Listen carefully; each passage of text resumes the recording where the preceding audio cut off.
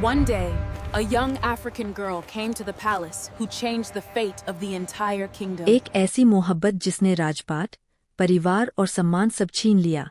बहुत समय पहले वीरगढ़ नाम का एक समृद्ध राज्य था। उस राज्य के राजा थे राजा विक्रमादित्य सिंह। वो न्यायप्रिय, पराक्रमी और प्रजाप्रिय राजा थे। प्रजा उन्हें भगवान का रूप मानती थी। उनकी रानी थीं महारानी देवयानी। सुंदर, संस्कारी, दयालु और धर्मपरायण। दोनों का विवाह प्रेम से नहीं, पर सम्मान से हुआ था। धीरे धीरे दोनों में गहरा विश्वास और अपनापन बन गया। राज्य सुखी था, प्रजा सुखी थी, महल खुश था। लेकिन एक दिन सब बदल गया। एक दिन महल में नई नौकरानी आई। नाम था गौरी। वो गरीब थी, पर उसकी आंखों में अजीब चमक थी। चेहरा साधारण, पर आकर्षण असाधारण। महारानी ने उसे अपने पास रख लिया। गौरी बेहद सेवा करती, धीरे बोलती और हर किसी को अपने व्यवहार से जीत लेती। लेकिन वो किसी और को जीतने आई थी। एक दिन राजा बगीचे में टहल रहे थे। गौरी फूल तोड़ रही थी। हवा चली, उसके बाल चेहरे पर आए। राजा उसे देखते रह गए। पहली बार राजा का मन डगमगाया। उस रात राजा सो नहीं पाए। उन्होंने खुद से कहा, ये क्या है? मैं तो विवाहित हूँ। पर अगले दिन फिर उसे देखने चले गए। फिर अगला दिन। अब राजा का बगीचे में जाना आदत बन गया। गौरी सब समझ रही थी। एक दिन उसने जानबूझकर कहा, महाराज, गरीबों की किस्मत में प्यार कहा। राजा बोले, अगर राजा चाहे तो किस्मत बदल सकती है। गौरी ने सिर झुका लिया। बस यहीं से राजा हार गए। महारानी देवयानी ने देखा, राजा अब सभा कम, बगीचे ज्यादा जाते हैं। एक दिन उन्होंने देखा, राजा गौरी से बात कर रहे हैं। रानी का दिल टूट गया।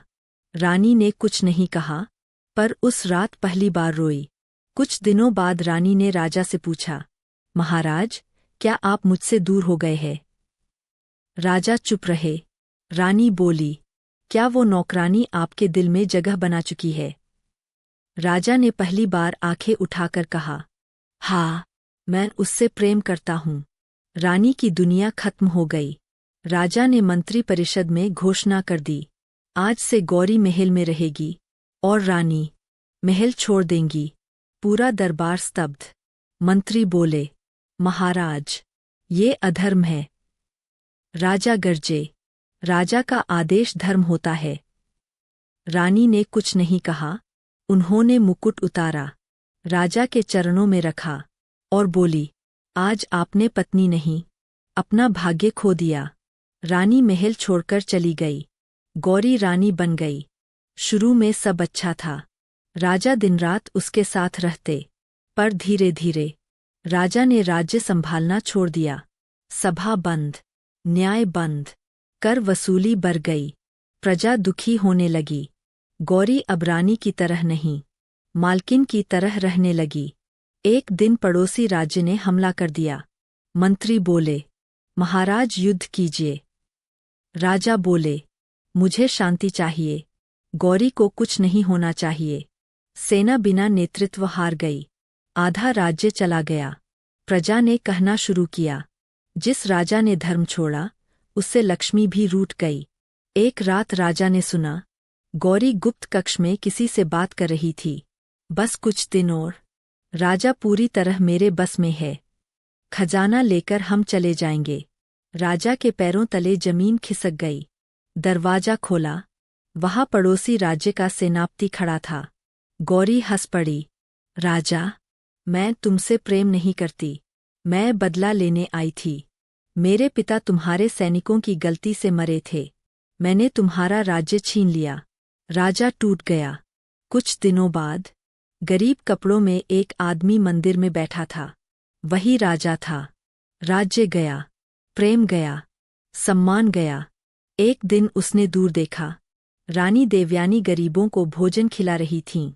राजा उनके पास गया, रो पड़ा, मुझे क्षमा कर दो। रानी बोली, मैंने उसी दिन क्षमा कर दिया था, पर भाग्य तुम्हें क्षमा नहीं करेगा।